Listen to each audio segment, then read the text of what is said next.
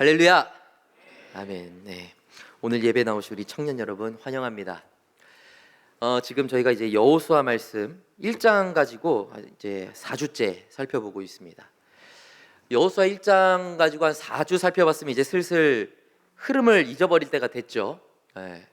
여호수아 1장 내용이 뭐냐? 두려운 세상을 살아갈 때에 여호수아가 기도하고 가나안 전쟁을 준비했다.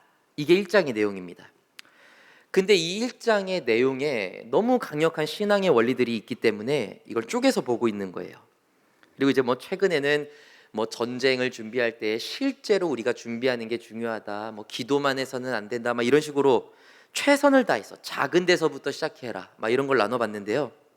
그걸 이제 지난번에 이어서 표로 보면 이렇습니다. 기억나실지 모르겠지만 지금까지 저희가 이렇게 3번을 이렇게 살펴본 거예요. 근데 제가 이거를 보여드리는 이유가 있습니다. 제가 우리들의 실제적인 준비가 중요하다, 이런 것들을 강조하고 있는데, 그런 것들을 준비하기 전에 절대적으로 잊어서는 안 되는 기준이 하나 있기 때문이에요. 그 기준이 뭐냐? 바로 기도라는 것입니다. 기도. 이게 사람이란 게 그렇습니다. 준비해야 된다, 더 완벽하게 준비해야 된다, 철저하게 준비해야 된다, 그러면 준비해야 된다라는 것에 신경을 쓰다 보니까 뭐를 놓치냐? 기도를 놓치게 되는 거예요. 그렇죠. 준비를 하는 것이 중요하죠. 뭔가 은혜를 받는데 내 그릇이 요만하면 어떻게 그거를 은혜를 다 받겠어요? 내 그릇을 넓히는 실제적인 삶의 준비 중요합니다. 그러나 그 그릇 넓히겠다고 물이 떨어지는 수도꼭지를 잠가버리면 안 된다라는 것이죠. 기도는 기본적인 전제가 돼야 된다라는 겁니다. 연애, 사업, 직장생활, 관계 이런 거 기도만 해서 되는 거 아닙니다. 실질적으로 우리가 뭔가 행동을 해야 돼요. 그러나 행동에 너무 치우쳐져서도 안 된다. 늘 시작할 때는 우리에게 뭐가 있어야 되느냐? 기도가 있어야 된다라는 것이죠. 그러니까 기도를 놓치고 또 준비만 이렇게 막 열심히 하게 되면은 사실상 교회 다니면서 내 힘으로 뭔가 해보려고 하는 것이지 정말 주님이 주시는 힘으로 하려는 것은 아니게 된다라는 거예요. 그래서 기도가 중요하다라는 것입니다. 우리 청년 여러분, 이 시간에 다시 한번 새겼으면 좋겠어요. 무엇을 준비하건 어떤 일에 최선을 다하건 기도를 먼저 붙잡는 청년들 되시기를 간절히 축원합니다.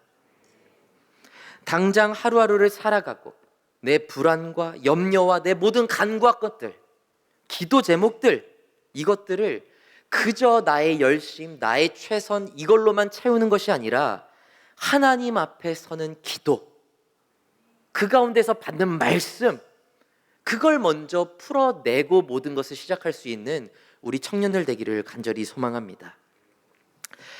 그럼 이제 오늘의 설교를 제대로 시작할 텐데, 오늘의 말씀은 이 여호수아가 기도 후에 실질적인 삶을 어떻게 또 살아가는가 마지막 단계를 보여주고 있습니다.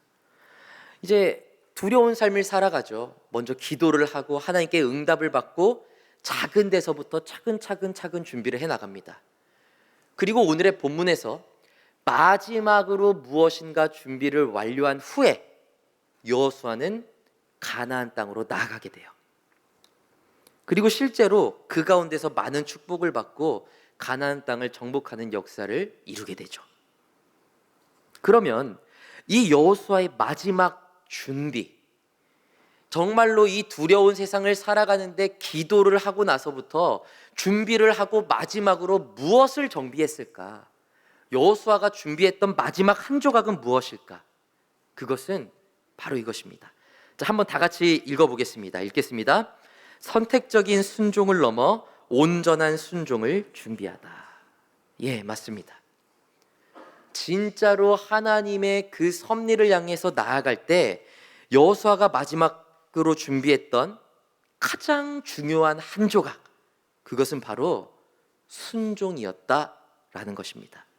근데 중요한 것은 선택적인 순종이 아니라 무슨 순종이요? 온전한 순종.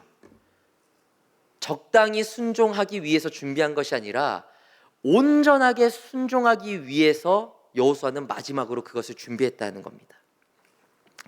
선택적인 순종은 뭡니까? 저번에도 제가 순종으로 잠깐 얘기한 적이 있는데, 이거는 내가 순종하고 이거는 순종 못할 것 같고, 뭔가 순종을 내 기준으로 선택하는 게 선택적인 순종이죠. 그렇다면 온전한 순종은 무엇인가? 내가 지금 당장 이해가 되지 않아도, 혹여 내가 그 순종을 해야 된다고 할 때 내 삶에 손해가 생긴다 할지라도 그것이 주님의 뜻이라면 따라갈 수 있는 발걸음, 그게 온전한 순종이라는 것입니다. 그리고 여호수아는 전쟁을 준비하는 마지막 자리에서 선택적인 순종에서 온전한 순종으로 넘어가기 위한 준비를 마쳤다라는 것이죠. 그러면 이제 어떻게 했나 보시죠. 일단은 지난 본문에서는 저희가 이제 여호수아가 작은 데서부터 실질적인 준비를 하기 시작했다, 이제 쇼테림에 대해서 알아봤는데, 전쟁을 준비한다면서 뭔가 굉장히 궁색한 것들을 준비한 거예요. 이게 전쟁에서 쓰여? 왜 굳이 이것부터 준비해야 돼? 하는 것들부터 전쟁을 준비했습니다. 임산부는 몇 명인지, 노약자는 몇 명인지, 몇 명이나 전쟁을 나갈 수 있는지, 짐 챙겨야 되는 것은 무엇인지, 진짜 전쟁을 준비하는 데 있어서는 굉장히 사소해 보이는 것들, 그것들부터 준비를 한 거예요. 그리고 나서 오늘의 본문을 보는데 뜬금없이 순종을 준비한다면서 여호수아가 새 지파를 부르게 됩니다. 자, 12절 말씀 한번 읽어보겠습니다. 읽겠습니다. 여호수아가 또 르벤 지파와 갓 지파와 므낫세 반 지파에게 말하여 이르되, 네, 르벤, 갓, 므낫세 지파를 여호수아가 부르게 됩니다. 그리고 나서는 뜬금없이 이야기를 하는데요, 뭘 요구하게 되느냐? 자, 14절 말씀 한번 읽어보겠습니다. 읽겠습니다. 너희의 처자와 가축은 모세가 너희에게 준 요단 이쪽 땅에 머무르려니와 너희 모든 용사들은 무장하고 너희 형제보다 앞서 건너가서 그들을 돕되. 네. 새 지파를 부릅니다. 그리고 너네들 다른 지파들보다 먼저 나가서 싸워. 쉽게 말하면 너희가 방패 역할을 해. 가장 선두에 서서 전쟁을 해. 이렇게 말하는 장면이에요. 이렇게만 보면 이게 뭔가 싶은 거죠. 근데 자세히 살펴보면 이게 선택적인 순종에서 온전한 순종으로 넘어가는 장면이라는 겁니다. 왜 그렇게 되는가? 이거를 알기 위해서는 일단 여호수아가 왜 하필이면 이 새 지파를 불렀는지, 이거에 대한 역사적인 이해가 있어야 돼요. 본래 이스라엘은 이 모세의 지도 아래 40년 동안 광야 생활을 하게 됩니다. 이건 다 알고 계시죠? 그리고 40년이 되던 해에 드디어 하나님께서 모세에게 명령을 하십니다. 이제 가나안 땅을 향해서 올라가라. 이제 완전히 전쟁을 하러, 가나안 땅을 차지하러 올라가는 거예요. 그런데 올라갈 때에 이 요단 서편이 가나안 땅이거든요. 요단 동편으로 올라가서 딱 요단강을 타고 중간으로 딱 쳐들어가려고 한 거예요. 문제가 있었습니다, 여기에. 자, 이게 그때 당시의 지도인데, 여러분 염해 사해 보이시죠? 여기 위로 가운데로 줄이 하나 쫙 가 있습니다. 이 강이 바로 요단강이에요. 그러면 가나안 땅은 어디냐? 이 요단강을 중심으로 왼쪽 오른쪽? 왼쪽이 가나안 땅이에요. 왼쪽이 사마리아 산지막 이런 거 보이시죠? 여기 있는 요단강을 중심으로 왼쪽에 있는 데가 다 가나안 땅이고, 오른쪽은 요단 동편이라고 부릅니다. 그런데 모세가 이제 가나안 땅을 넘어가려고 할 때 이 요단 동편을 통해서 넘어가려고 하는 거예요. 근데 가려는데 문제가 있죠. 이 가는 길에 여러 가지 이방 나라들이 너무나도 많은 거예요. 맨 아래 보면 에돔 땅이 있죠. 그 위에 모압 있죠. 그 위에 암몬 있죠. 길르앗 있죠. 바산 있죠. 이방 나라들이 너무 많은 거예요. 이걸 어떻게 해야 되는가? 싸우면서 가야 되나? 아니면은 어떻게 해야 되나? 기도를 합니다. 그런데 이 광야에 있을 때 가장 붙어 있는 땅이 에돔 땅이잖아요. 에돔 땅을 놓고 기도하는데 하나님이 딱 명령을 하십니다. 에돔하고 싸워라, 싸우지 말아라. 싸우지 말아라. 돌아가라는 거예요. 삥 돌아가라 그냥. 이 에돔 땅이 어디냐면 여러분, 야곱의 쌍둥이가 에서잖아요. 에서의 후예들이 에돔 민족이었거든요. 그러니까 가나안 땅을 차지하라고 했지 이 형제 민족을 치라고는 안 했다. 굳이 싸우지 말고 조금 손해보더라도 돌아가, 이렇게 얘기를 합니다. 그래서 광야에서 에돔 땅을 이렇게 밑으로 삥 둘러서 가요. 그러고 나니까 이제 모압이 있죠. 아, 그럼 이제 모압은 어떻게 좀 편하게 가야겠다. 근데 하나님이 모압하고도 싸우지 말라고 하세요. 그럼 또 물어보는 거예요. 아니, 그러면 암몬은요? 암몬도 싸우지 말라고 하시는 겁니다. 여기는 또 왜 그러냐고 하니까 이 모압하고 암몬은 여러분, 아브라함이 친척집 떠나올 때 친척 롯을 데리고 나오잖아요. 아시죠? 이 롯의 후예가 모압과 암몬이에요. 그러니까 하나님의 은혜를 받았던 사람들은 건드리지 말아라 해버리는 겁니다. 자, 그러면 에돔하고도 못 싸워, 모압하고도 못 싸워, 암몬하고도 못 싸워. 그럼 이제 요단 동편에 두 나라가 남아요. 길르앗, 바산. 여기만 남는 겁니다. 근데 여기는 또 싸우자고 하니까 문제가 있어요. 너무 강력한 나라인 거예요. 여기는 또 이게 지금 보면은 길르앗, 바산 이렇게만 되어 있었는데 이 두 개가 한 민족이에요. 여러분, 아모리 민족 들어보셨어요? 아모리 민족? 여기가 아모리 민족이라는 것인데, 아모리 민족의 세력이 얼마나 큰지 이게 혼자서 못 다스리니까 찢어버린 거예요. 나라를. 아래도 아모리, 위에도 아모리, 그 다음에 심지어 요단 서편에도 가나안 땅에도 아모리 민족이 있어요. 그러니까 아모리 민족하고 싸운다 그러면 적어도 5나라랑 싸우는 느낌인 거예요. 이거 잘못 쳐들어갔다면 큰일 나는 거거든요. 요단 동편에 모든 핵심 시설과 모든 센 군사력은 이 아모리 민족이 다 갖고 있었다. 이렇게 봐도 과언이 아니에요. 그러니까 싸우기는 싫잖아요. 그래서 모세가 처음에는 이 아모리 민족에게 좋게 이야기를 합니다. 어떻게 이야기를 하느냐? 우리는 애굽에서 나온 민족인데 하나님의 명을 따라 가나안 땅을 차지해야 된다. 근데 가나안 땅을 차지하려면 요단강을 건너가야 되는데 이 요단강까지 가려면 너희 땅을 지나갈 수밖에 없어. 내가 약속할게. 너희 땅을 지나갈 때 절대 아무 짓도 안 하겠다. 공격도 안 하고 약탈도 안 하고 아무것도 안 하고 딱 요단강까지 지나가기만 할게. 이렇게 아모리 민족에게 제안을 하게 됩니다. 여러분이 아모리 민족이라면 이 제안 받아들이시겠습니까? 안 받아들이시겠습니까? 이거는 안 받아들이는 문제가 아니고 못 받아들이는 거예요, 여러분. 못 받아들여요. 그러니까 모세는 되게 선하게 얘기했을 거 아니에요. 아, 정말 우리 군사들 데리고 지나가만 갈게. 근데 이게 아모리 민족 입장에선 말도 안 되는 거예요, 여러분. 여러분, 북한이 우리가 일본을 쳐들어가야 돼. 부산까지만 우리 탱크랑 미사일 지나가게만 해줘. 아무것도 안 할게. 서울부터 부산까지 고속도로만 열어줘. 아무 짓도 안 할게. 여러분이 대통령입니다. 지나가게 하시겠어요? 안 하시겠어요?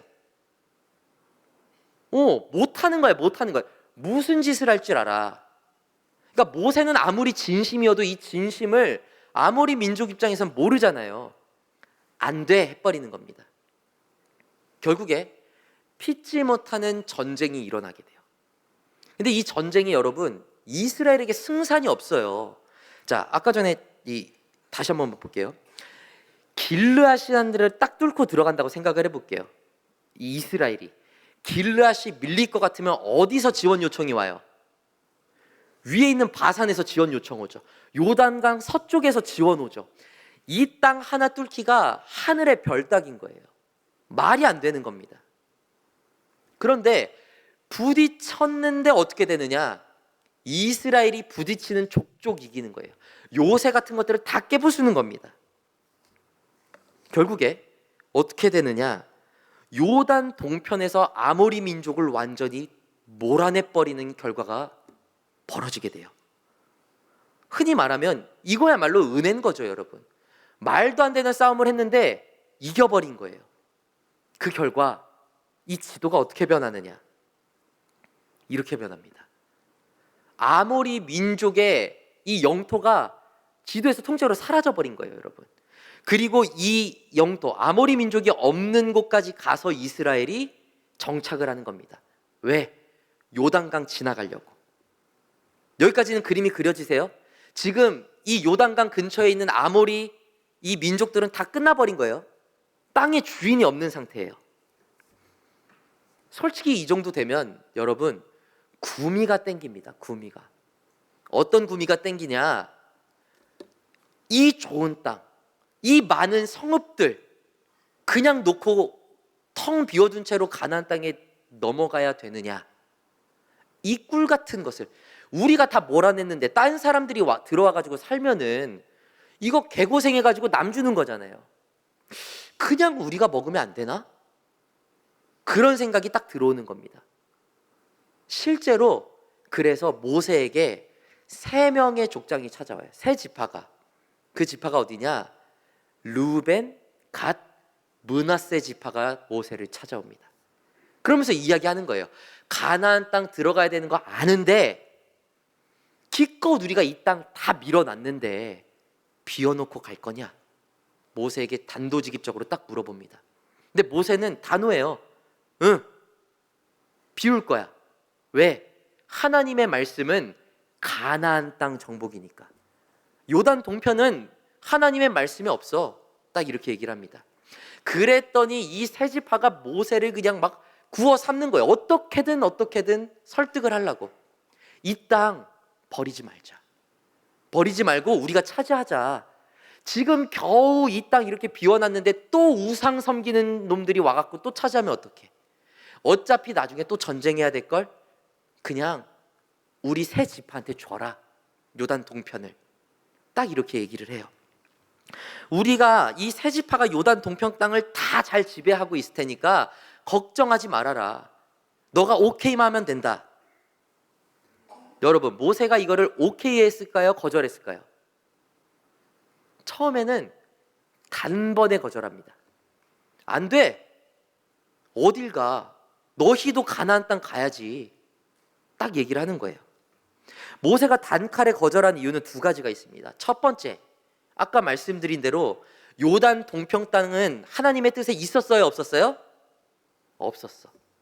요단 서편, 가나안만 목표였던 거예요. 그러니까 니네가 아무리 욕심이 나도 이 땅을 차지할 이유가 없다는 거예요. 이게 첫 번째고, 2번째 이유가 있습니다. 이 르우벤 갓 므낫세 지파가 요단 동편 땅을 차지하잖아요. 그러면 어떻게 되냐? 민족이 찢어져 버릴 것 같은 거예요. 민족이. 여러분, 이게 사람이라는 게 참 희한합니다. 원래 원수 같은 사람이 배신하잖아요. 그러면 열은 받아도 한이 맺히지는 않아요. 쟤는 원래 저런 놈이니까. 이는 갈지언정 막 5, 6월에 서리가 내릴 정도로 한은 안 맺히거든요. 근데 내 옆에서 가장 힘들 때 동거동락했던 사람이 진짜 중요한 순간에 딱 배신해버리면, 원수가 나를 배신한 것보다, 원수는 배신할 일도 없죠. 원수가 나를 괴롭히는 것보다 중요한 순간에 나랑 동거동락했던 사람이 배신하면 그 배신감이 훨씬 큽니다. 훨씬 커요.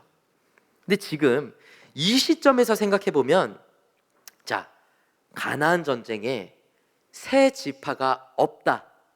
그러면 전쟁에는 문제가 없어요. 왜? 하나님이 차지하게 하시겠다고 했으니까. 이거는 세 지파가 아니고 10지파가 없다고 쳐도 싸우면 이기는 거예요. 하나님이 주시겠다고 했으니까. 전투력의 문제가 아닌 겁니다. 민족이 찢어지는 거예요. 찢어져. 이게 40년 동안 가나안 땅 정복하겠다고 동거동락했는데 전쟁하기 직전에 난 이제 동편에서 살기로 했는데, 난 전쟁 안 나가도 돼. 이제 우리 가족은 요단 동편에 다 있어. 나는 요단 동편을 지킬게. 가나안 싸움 화이팅! 세 지파가 딱 이랬다고 쳐보십시오, 여러분. 이기고 말고가 아니라 배신감이 들어버리는 거예요. 배신감이. 우리는 이제 막 투구 쓰고 막 죽을지 살지도 모르면서 막 창 어떻게든 들고 어떻게 싸워야 되나 막 매일같이 기도하고 있는데, 자, 야, 성으로 들어갈 준비해. 요단 동평 선으로 들어가. 자, 우리는 성에서 기도할게. 중보할게. 기도의 능력 알잖아. 그리고 가족들 되고 나귀 타고 다 자기 성으로 들어가 버려. 여러분, 전쟁을 할 맛이 나겠습니까? 전쟁을 이기고 나서도 나중에 그 새 지파 볼 때 전쟁한 지파들은 딱 말하는 거예요. 너네 아무것도 안 했잖아. 바로 서로 헐뜯고 비난하고 서로 싸우게 될 게 눈에 볼 보듯 뻔한 겁니다. 그래서 모세가 안 된다고 하는 거예요. 그런데 그때 이 새 지파가 거의 구걸을 해요. 간절하게. 제발 이 땅이 너무 아깝습니다. 버리지 맙시다. 그러면서 이 새 지파가 약속을 합니다. 우리가 이 성읍을 주기만 한다면 가나안 전쟁 요단강 넘어갈 때 따라가겠다. 우리도 전쟁을 하겠다. 처자식만 먼저 그 성읍에 있도록 해달라. 그리고 전쟁을 할 때 우리는 지킬 가족이 있다고 맨 뒤에서 어물쩍거리지 않겠다. 맨 앞에서 싸우겠다. 모세에게 그렇게 선포를 합니다. 그러니까 그제서야 모세가, 그래, 그러면 얘네들이 자기 땅 생겼다고, 지킬 거 생겼다고 싸움 피하는 것이 아니라 오히려 먼저 싸워준다면 요단강 동편을 줘도 되겠다. 그렇게 하면서 요단강 동편을 주겠다고 모세가 약속을 해요. 여기서 여러분 이제 기억할 게 두 개인 거예요. 자, 르우벤, 갓, 므낫세 지파는 요단강 동편 땅을 받기로 했어요, 안 했어요? 받기로 한 겁니다. 이미 받은 거예요. 이 땅은, 이 요단 동편은 이 세 지파 거예요. 그리고 나중에 전쟁할 때에 이 세 지파가 가장 선두에서 전쟁하겠다. 이건 아직 이루어지지 않은 거예요. 그냥 모세랑 약속한 거예요. 여기까지 이해가 되셨죠? 여기서 문제가 생깁니다. 모세가 요단강을 건너가기 전에 목숨을 잃어버리는 거예요. 죽어버리는 거예요. 그리고 새로운 지도자가 생겼는데 그게 누구예요? 여호수아가 딱 지도자로 온 거예요. 아무것도 몰라. 영적으로 권위도 없어. 나이도 어려. 딱 왔는데 이미 요단 동평은 자기 거지. 여호수아는 멋 모르는 햇병아리 지도자지. 딱 이 상황이 된 거예요. 이 세 지파 입장에서 맘만 먹으면 우리 전쟁 나간다고 한 거는 모세랑 약속했던 거지 너랑 약속한 건 아니잖아. 해버릴 수 있는 상황입니다. 바로 이 상황에서 오늘 본문이 시작되는 것입니다, 여러분. 자, 한번 보시죠. 여호수아가 정말 큰 전쟁을 앞두고 있습니다. 이 민족의 존망이 걸린 전쟁이에요. 싸워야 할 때예요. 그리고 여호수아는 기도 후에 진짜 전쟁을 준비하는데 갑자기 뜬금없이 세 지파를 부르는 거예요. 오늘의 본문에서 르우벤, 갓, 므낫세 지파를 부르게 되는 겁니다. 여러분, 이제는 이걸 볼 때 이제 말씀이 풀리셔야 돼요. 왜 갑자기 전쟁 준비하다 말고 이 세 지파를 불렀느냐? 왜 불렀겠어요? 이 세 지파는 요단강 동편에 머물기로 한 지파구나. 이 세 지파가 조금만 이기적으로 굴면 이스라엘은 찢어져 버리겠구나. 이게 보이셔야 되는 거예요. 그래서 여호수아가 말하는 거예요. 모세에게 했던 그 약속 지켜주십시오. 지금까지 선택적으로 아니고 온전하게 순종을 해왔는데 끝까지 순종해 주십시오. 이걸 말하는 거예요. 제가 이 오늘의 본문을 현대인의 성경으로 준비해 왔거든요. 저희 한번 쭉 읽어보시겠습니다. 그러면 아마 이 말씀이 이제 들어오실 거예요. 자, 12절부터 15절까지 읽겠습니다. 자, 읽겠습니다. 또 여호수아는 르우벤 지파와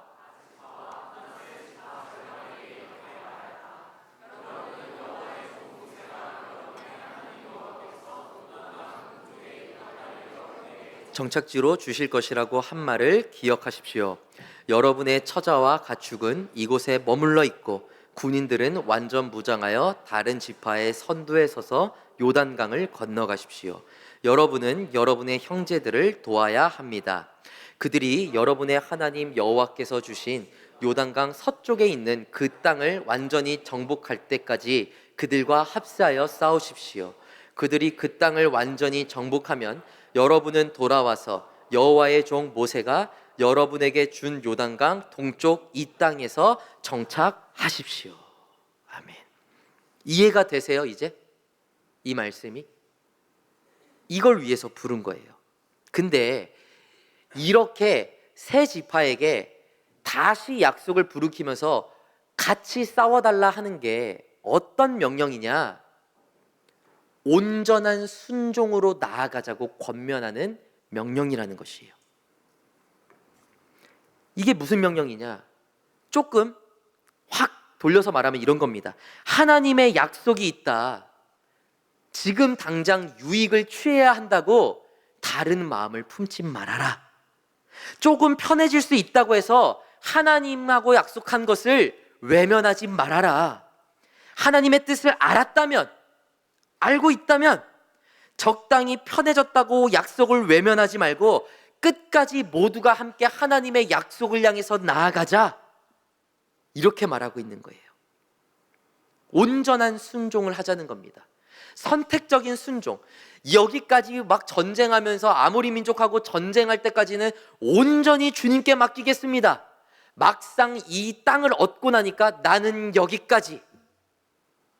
그렇게 신앙생활하지 말고 하나님의 첫 번째 약속이 있었으면 끝까지 그것을 향해서 같이 나아가자.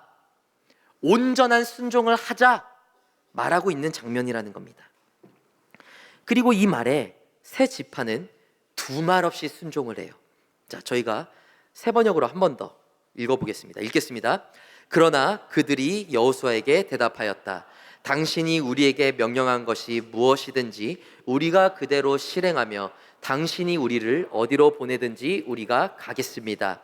우리가 언제나 모세의 말을 순종했던 것처럼 당신의 말도 순종하겠습니다. 우리는 모세와 함께 계셨던 여호와 하나님이 당신과도 함께 계시기를 원합니다. 가지십시오. 누구든지 당신의 명령을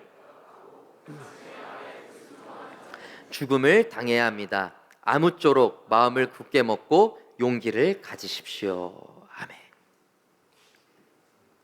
선택적인 순종을 하지 말고 필요할 때만 순종하지 말고 끝까지 순종하자라는 말에 이 세 지파가 온전한 순종으로 나가겠다고 함께 결단을 하게 돼요. 저는 이 세 지파의 이 결단이 사실은 굉장히 대단한 거라고 봅니다. 물론 자기들이 말로는 이 동쪽 땅 주면은 선봉에 서겠다, 끝까지 전쟁하겠다 얘기를 했죠. 그런데 그 언약을 맺었던 모세는 죽었잖아요. 멋 모르는 여호수아가 지금 지도자가 됐잖아요. 조금 잘 구슬리면, 내가 가진 권력으로 밀어붙이면 전쟁 안 할 법도 하거든요. 한번 타협해 볼 만 하거든요. 사람이 그렇습니다, 여러분. 이게 화장실 들어갈 때 마음이랑 나올 때 마음이 달라요. 땅 얻을 때야 뭐든 다 할 듯이, 진짜 영혼을 바칠 듯이 막 간절하게 이야기를 했겠죠. 근데 땅을 딱 얻고 나면, 문서 얻고 나면 그때부터는 갑을 관계가 바뀌어버리는 거예요. 제가 사기당할 때가 딱 그랬어요. 사기당하기 전에는 진짜 간절하게 모든 것을 다 해줄 것처럼 막 얘기를 합니다. 그러다가 딱 도장 한번 찍히잖아요. 바로 사람이 돌변합니다. 이때까지는 해주기로 했잖아. 알겠다니까. 안 해준대 내가? 너 왜 사람을 자꾸 좀스러운 사람 만들어? 갑을 관계가 뒤바뀌어 버려요. 어쩔 수가 없는 겁니다. 이 순간도 마찬가지인 거예요. 땅을 얻었잖아요. 그러면 배째라면 끝나는 거예요. 그런데 이 순간만큼은 이 세 지파가 두말하지 않습니다. 내가 약속했던 것 끝까지 지킬게. 이렇게 이야기를 하는 거예요. 왜 그랬을까? 이 세 지파들도 알았던 겁니다. 물론 지금 가족들 다 이제 요단 동편 땅에 있겠죠. 지켜야 될 것 많겠죠. 지금 마음이 급해요. 한순간이라도 더, 하루라도 더 빨리 들어가서 정착하고 어디 땅이 좋은지 막 서로 눈치 보고, 나 여기는 내 땅, 저 땅 따먹기도 해야 되고 할 게 얼마나 많아요. 그런데 왜 전쟁을 가야 되는 거예요? 가나안 땅을 얻는 것은 하나님의 말씀이기 때문에. 지금 당장 내가 내 이득을 위해서 해야 될 게 많아요. 그러나 내려놓을 수 있는 겁니다. 끝까지 하나님 말씀에 순종하기 위해서. 그리고 솔직히 말하면 요단 동편 땅, 그거 얻게 된 거 다 하나님의 은혜로 얻은 거잖아요. 그러면 그 땅을 얻은 것도 하나님의 은혜인데, 그 은혜 받았다고 하나님 말씀을 저버려요? 말도 안 되는 거예요. 이건 오히려 요단 강 동편 땅 받고 전쟁 안 나가잖아요. 하나님 심판을 받아버리게 될 일이 되는 겁니다, 여러분. 실제로 그런 거예요. 그러니까 이 세 지파는 그걸 알았던 거예요. 그래서 온전한 순종으로 나아가는 겁니다. 지금 내가 가질 수 있는 이득, 내가 지금 하나님 말씀 버리면 조금 더 얻을 수 있는 이득들, 그것보다 끝까지 하나님 말씀에 순종하는 게 내 삶의 유익임을 이 세 지파는 완벽하게 이해하고 있었다라는 것이죠. 내가 유익이 될 때는 조금 순종하다가, 이거 하면 뭔가 될 것 같은데 순종해야지, 하나님 말씀 잘 따라야지, 그러다가 뭔가 내가 잃어버릴 것 같으면 하나님에 대한 순종 딱 멈춰버리고, 그게 아니라 끝까지 하나님을 따르는 모습으로 나아가고 있다는 것입니다. 그리고 바로 이 대목에서, 이 장면에서 이스라엘이 온전한 순종으로 가나안 땅으로 나아가게 돼요. 이게 완성인 것입니다. 간절한 기도, 하나님 나를 붙들어 주셔야 됩니다. 내가 너무 두렵습니다. 하나님이 계시지 아니하시면 내가 아무것도 할 수 없습니다. 간절한 기도와 함께 실질적으로 전쟁을 준비하고, 마지막은 내가 준비한 걸로 어떻게 해보려고 하는 것이 아니라 그 주님께서 주신 말씀에 순종하며 나아가겠다는 결단, 이것들이 하나가 될 때 가나안 땅을 정복하는 역사가, 요단강이 갈라지는 역사가 이루어지게 되었다라는 것입니다. 사랑하는 청년 여러분, 저는 오늘 이 말씀이 여러분의 가슴에 새겨지기 원합니다. 제가 일전에 이렇게 말씀을 드렸죠. 그리스도인, 하나님의 섭리는 그리스도인의 최선과 맞닿게 될 때 역사가 일어난다. 그런데 바로 이 순간에 여러분이 새롭게 깨달아야 될 게 있습니다. 인간의 최선, 준비하는 삶 중요해요. 그리고 하나님의 섭리가 있습니다. 근데 여러분, 이게 맞닿게 되는 지점이 있어요.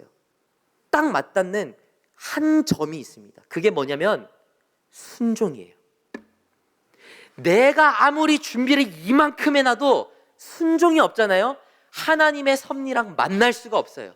접점이 없기 때문에. 그러나 나는 최선을 다하는 상황에서 기도를 열심히 하고 온전히 응답받는 가운데서 뭐가 있을 때요? 순종이 있을 때, 하나님의 이 섭리, 말씀, 이것에 대한 순종이 있을 때 이게 뚫리는 거예요, 여러분.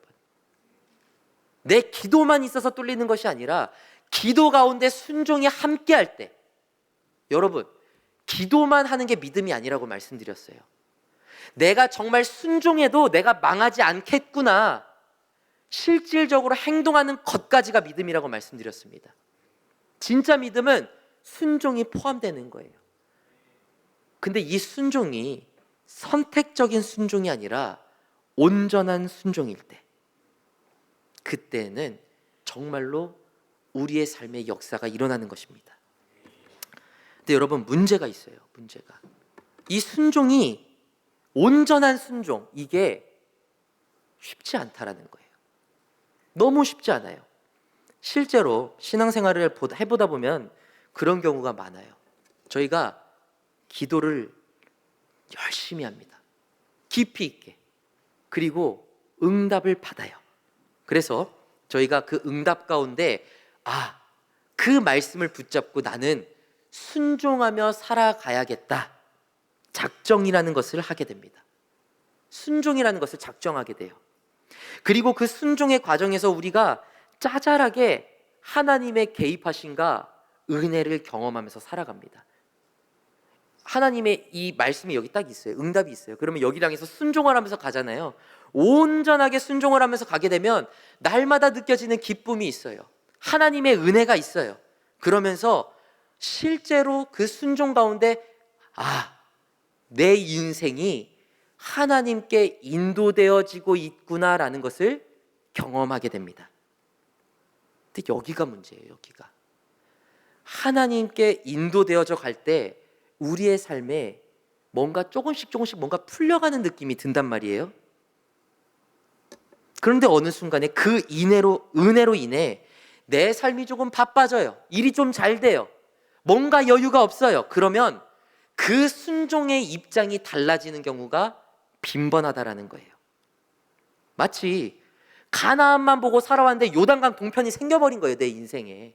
그러면 끝까지 가나안은 가겠다 해야 되는데 요단 동편?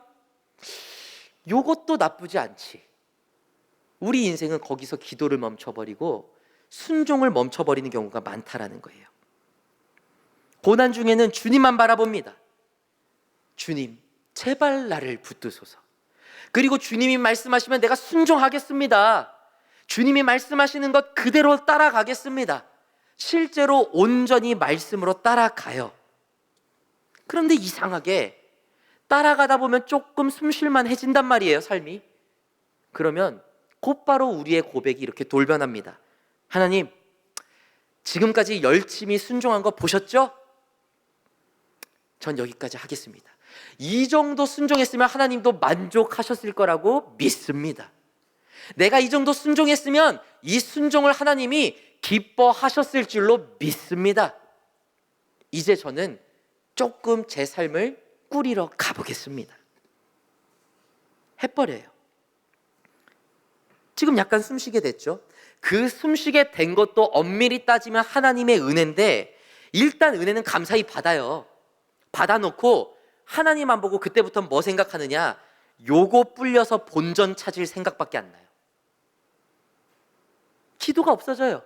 예배가 사라집니다. 순종을 했다가 말았다가 또 조금 어려워질 것 같으면 아차차 순종 놓쳤지, 다시 순종하겠습니다 했다가 또 조금 나아지면 또 멈췄다가, 자기가 여유가 있고 뭔가 즐길 상황이 허락이 되면 순종에 대한 말씀을 부담스럽다고 해버리는 거예요. 너가 약속한 게 있잖아. 그래도 끝까지 붙들고 가야지, 순종해야지. 가스라이팅 하지 마세요. 올가매지 마세요.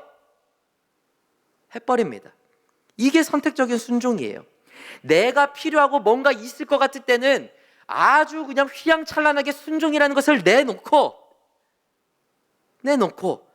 간절할 때는 순종하겠습니다, 나를 쓰소서 하다가 형편이 조금 나아지면 왜 자꾸 교회라는 곳에서 나를 올가매요? 왜 자꾸 기도로 나를 올가매려고 하세요? 왜 자꾸 말씀으로 나를 올가매려고 하세요? 해버린다는 거예요. 그래놓고 무슨 더 큰 은혜를 받겠다고, 그래놓고 내가 무슨 주님의 큰 기쁨이 되겠다고 하냐는 거예요. 여러분 친구가요 너무 힘든 상황이 있어요. 그래서 여러분에게 막 조언을 구하는 겁니다. 내가 진짜 너가 하라는 거 다 할게. 나에게 조언만 좀 해줘. 내가 어떻게 이거를 돌파할 수 있을까? 쫙 얘기를 해줬습니다. 친구가 알았어 막 하면서 계속 연락을 하는 거예요. 이거 이렇게 하는 거 맞아? 그렇게 하면 돼. 나 이만큼 됐어. 어때? 괜찮아?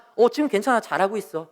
오케이 알았어 하는데 이 친구가 어느 정도 조금 이제 살만해졌어요. 잘하고 있나? 연락을 하는 겁니다. 연락을 안 받아. 그래서 다른 친구들한테 물어봤어요. 걔 잘하고 있어? 완전 그 기본적인 걸로 엉뚱한 짓을 하고 있다는 거예요. 또 망하게 생겼어. 마음이 안타까워가지고 그 친구한테 연락을 합니다. 겨우 연락이 닿았어요. 그 친구가 왜 연락했어? 야, 너 그러면 안 돼. 너 그러면 다시 예전으로 돌아가. 야, 그만 좀 해라. 그만 좀. 내가 옛날에 네 얘기 들어줄 만큼 들어줬잖아. 내가 아직도 네 꼬봉인 줄 알아? 나도 내 생각이란 게 있어. 나도 이걸로 내가 이렇게 뿔릴 마음이 있어. 왜 자꾸 이래라 저래라야. 친구가 딱 그래 버리잖아요. 여러분, 그 친구 보기 어렵습니다. 나중에 또 망해가지고 내가 그때 너무 했지? 한 번만 더 기회를 주면 안 될까? 하나님은 주실 수 있지. 저는 못 줘요. 난 끝이야. 당연한 거잖아요. 여러분도 약간 이게 몰입이 되지 않으세요? 그런 걸로 치면은 이거 뭐 필요할 때만 막 와갖고 막 다 들어주겠다. 근데 조금 괜찮아지면은 필요 없다고 해버리고. 사람 사는 것도 그렇게 살면 안 된다고 하는데 왜 하나님께는 그게 당연한 듯이 되냐고요. 왜 당연한 듯이? 옆에서 보면은 보여요. 하나님이 그 사람을 버린 게 아니고 명백하게 말하면 자기가 하나님을 버렸어. 자기가 먼저 여기까지 약속해놓고 여기까지 서원해놓고 여기까지 작정해놓고 중간에 좀 나아지니까 자기가 먼저 하나님 놨어. 그리고 나서 다시 찾아갖고 아이고 하나님 너무 오랫동안 연락을 못 드렸죠? 그러고 응답이 없으면 하나님이 나를 버리셨다는 거야. 그렇게 얘기를 하는 거예요. 여러분, 차라리 회개라도 하면 몰라요. 진짜로 내가 필요할 때만 주님을 찾았다가 조금 괜찮으니까 내가 주님을 놓쳤습니다. 제가 주님 앞에 볼 면목이 없습니다. 주님, 회개라도 하면서 돌아와갖고 회개하고 다시 시작하면 몰라요. 오랜만에 나가고 딱 기도하고 난 아무것도 안 느껴졌어. 하나님이 날 버리신 것 같아. 이러면 내가 하나님 못 믿지. 이렇게 가버린다면 여러분, 이게 뭐냐면 선택적 순종에 완전히 절여져 버린 인생이 이렇게 되는 거예요. 선택적 순종. 그리고 엄밀히 말하면 여러분, 선택적 순종이라는 것 자체가 진짜 하나님 앞에 염치가 없는 겁니다. 우리가 뭐 지금 제가 말할 때는 뭐 이거 선택적 순종이 아니고 온전한 순종을 해야 뭐 축복이 있습니다 이런 식으로 얘기하니까 온전한 순종을 우리가 작정해야 되는 것처럼 보이잖아요. 아니에요. 원래는 온전한 순종을 우리가 하고 있어야 당연한 거예요. 아무리 말해도 그게 안 되니까 온전한 순종이라도 하면 축복이라도 있어 이렇게 회유하는 것이지, 온전한 순종이 우리 인간에게 있어서는 당연한 겁니다. 여러분, 하나님의 독생자 예수 그리스도가 나를 위해서, 여러분 한 사람을 위해서 십자가에 못 박혀 죽으셨어요. 아멘이세요? 아멘이죠. 그러면 그 목숨을 버려주시고 우리들 여러분 다 지옥 갈 사람들이었어요. 아무리 착하게 우리가 여기서 도덕 점수 막 시험 봐가지고 100점 맞은 사람, 제일 점수 높은 사람, 예수 이름 없이 딱 천국문 앞에 갖다 놓잖아요. 바로 탈락합니다. 아무도 자기 힘으로 천국에 갈 수가 없어요. 근데 그런 나 하나 천국 보내보겠다고 자기 목숨을 버리신 거예요. 우리가 이 은혜에 하나님께 순종으로 화답한다고 쳐봅시다. 여러분, 어느 정도 순종해야 이 십자가 은혜가 퉁쳐져요? 나를 위해서 십자가에서 돌아가셨다. 오케이, 제가 여기까지 순종해 드릴게요. 만족하셨죠, 하나님? 자, 이제부터는 제 기도 들어갑니다.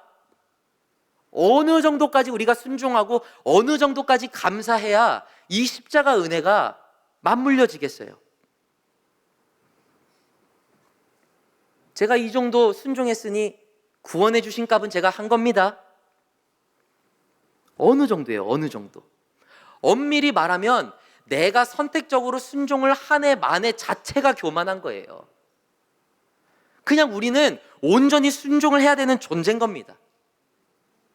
그리고 그 온전한 순종, 당연히 해야 되는 걸 할 때 하나님이 축복까지 주신다는 거예요. 우리는 원래 선택적 순종을 하는 존재인데 어떻게 해서든 온전한 순종을 합시다. 그게 아닌 거예요. 당연히 해야 되는데 안 되는 것에 대해서 부끄러움을 느낄 수 있어야 되는 거예요. 물론 우리는 100% 순종을 할 수가 없어요. 죄인이기 때문에. 그렇다면 우리가 100% 온전한 순종을 할 수 없다면 적어도 작심삼일을 100번 하건 200번 하건 내가 온전히 순종해야지, 온전히 순종해야지, 이런 마음의 방향성이라도 갖고 있어야 되는 것 아니냐. 왜 선택적인 순종을 하는 것을 당연한 신앙적인 모습이라고 생각하고 살아가느냐 하는 것이죠. 사랑하는 청년 여러분, 이번 한 주 가운데에 먼저 기도 가운데 구원의 확신을 다시 한번 확인받고 나가는 청년들 되시길 바랍니다. 여호수아처럼 하나님께서 나와 함께 하신다는 그 확신을 얻으시고 그 뒤로는 온전한 순종을 도전하며 살아가는 한 주가 되시길 바라요. 선택적인 순종이 아니라 내가 내 삶에서 누릴 것 다 누리고 남은 거 찌끄러기들 거기다가 순종 적어놓고 받으소서 주여 하지 마시고,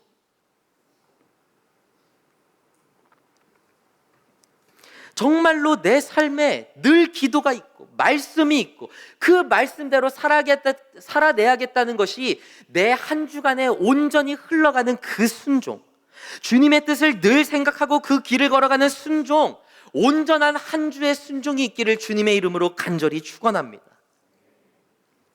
말씀을 마칩니다.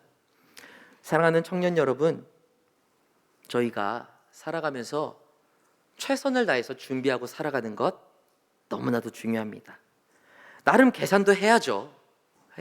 그러나 그 나의 어떤 기도 제목을 중심으로 두 가지를 놓치면 안 됩니다. 먼저는 늘 기도해야 됩니다.